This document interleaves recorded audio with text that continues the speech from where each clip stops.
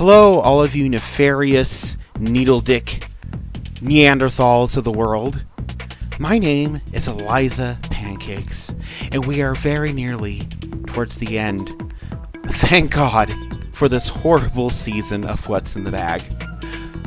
You'll probably guess who today's eliminated loser is, as this is part 2 of a 2-part episode. Which means it was a double fucking elimination. Oh, I'm sure you can tell who it is. And I'm sure she doesn't smell like roses.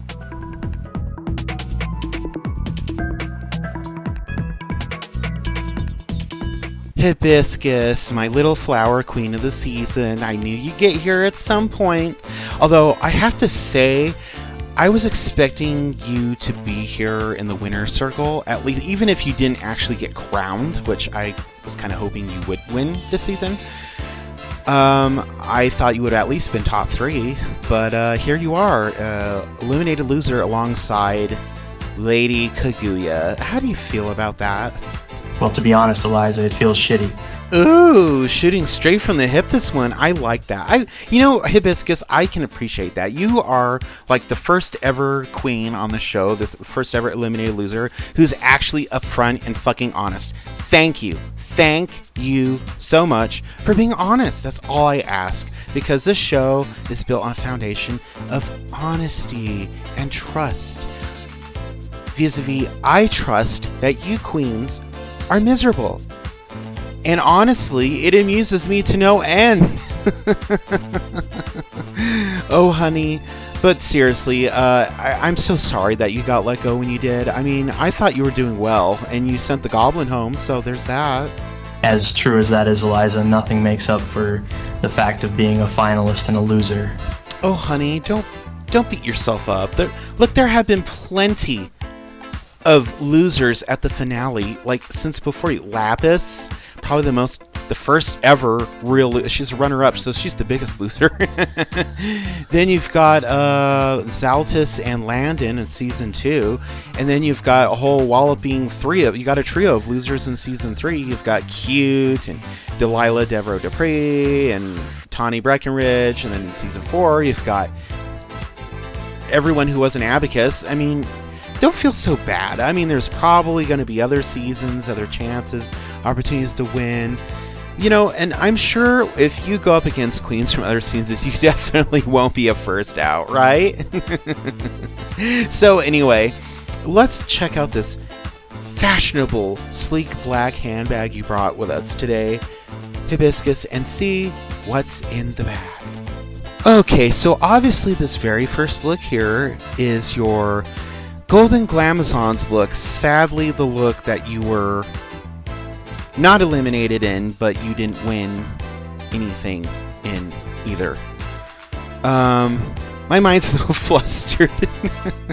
I've spoken to so many losers this week. Hibiscus, you have to forgive me. This was your pre-finale look, what all the queens wore, and then Kaguya, she almost got sent home, but Yoshika got sent home, yay! Not yay for her, though, and I like this look.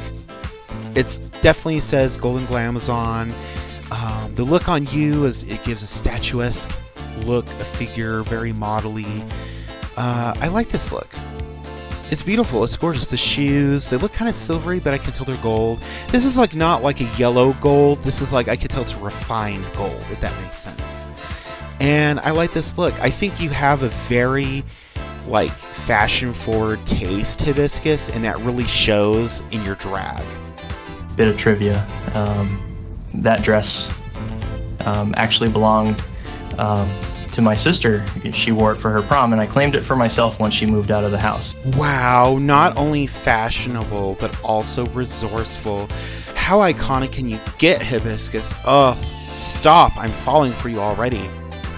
Moving on to this next look that you brought for us. This look, right off the bat, is giving kind of Zoomer Cher impersonator who kind of misunderstood the assignments. Lady in Dark.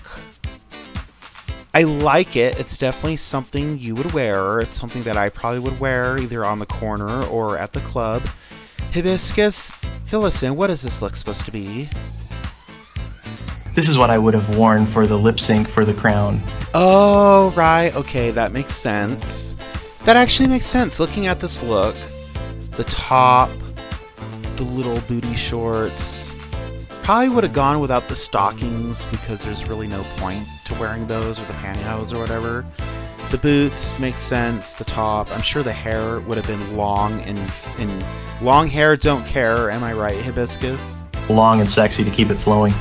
You see, that is what I love about you, Hibiscus. I really respect your eye for fashion. And that in itself is a talent.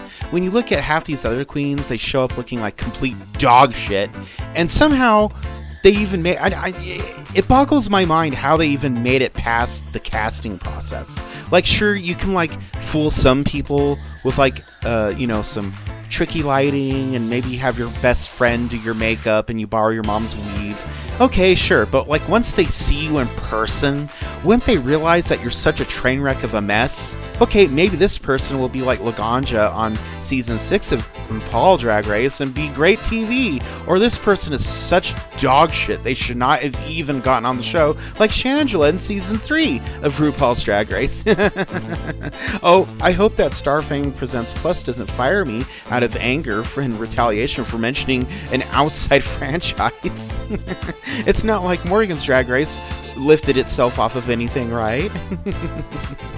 You know, Hibiscus, since we're like nearing the finale, and most of the queens who come on the show are often than not early out losers, and you're like a finalist loser, let's talk about some missed opportunities. Let's talk about Snatch Game. Now, Snatch Game is the big make it or break it challenge of every season, and you chose to be that, what's her name? Elizabeth Holmes, the Theranos lady. I only know her because I had to fucking Google her. Yeah, were there not any other viable actresses or people to impersonate for you for Snatch Game? Or did you just have your heart set on being this boring block of wood person? Honestly, Eliza, I thought with how crazy she is in real life, like the fact that she faked her deep voice and scammed people out of money, that I could just make it work and be funny. Okay, Hibiscus, you are a very fashionable, trendy, lovely queen, so I feel no guilt in saying this. You're just not a funny person. You should have chose a better, funnier queen, because looking at what you chose and you implying that you could make it work and be funny, clearly it didn't go as you had planned. Speaking of go plan, like, you made it to the finale, but you didn't even get to lip sync. You didn't even get to change your wardrobe to lip sync with the other queens. You got sent home with Kaguya. You got sent to the back of the stage, which is just as bad in my book. That's got to like burn your ass. That's got to piss you off, right? It would be one thing if my track record had been as abysmal as Lady Kagaya's. No shade to her or anything, but it was such a what the fuck moment to have me sashay alongside of her. I think if anything, animatronic would have been a better choice, given she only had one win and was in the bottom dozens of times this season. Ooh, now this is tea. This is tea. It's not really piping because if you have eyes, y'all could tell that animatronic wasn't doing all that well. But Hibiscus, I am feeling it for you. I am there, honey. Okay, moving on to the very last look that you brought us. I am going to go on a limb, Hibiscus, and assume that this would have been your finale coronation look. Am I right or am I wrong? That is correct. Okay, see? More reasons for me to love you, Hibiscus. This look is so formal, it's so elegant, it's demure, it's sensual.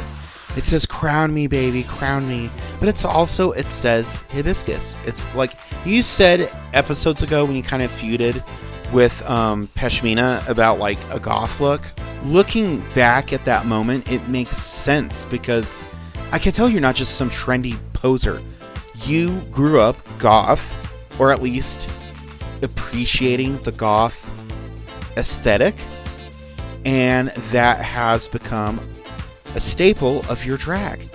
And if other posers like Pashmina and Planchette can't recognize that, that's on them. That's their fault. This crowning look is so good. I'm not going to bullshit you. It's not like the sexiest, the best that I've seen this season, but it is up there. It is really good. It's at least better than Kaguya's, who I just saw recently this week, and it sucked. She literally looked like a cabaret call girl. It sucked. And I'm like, you're going to wear that shit while you're getting crowned? Bitch, please. I love this look. I'm going to be honest with you. I love all the looks, even the ones I've seen from you, Hibiscus. There's just no telling me otherwise.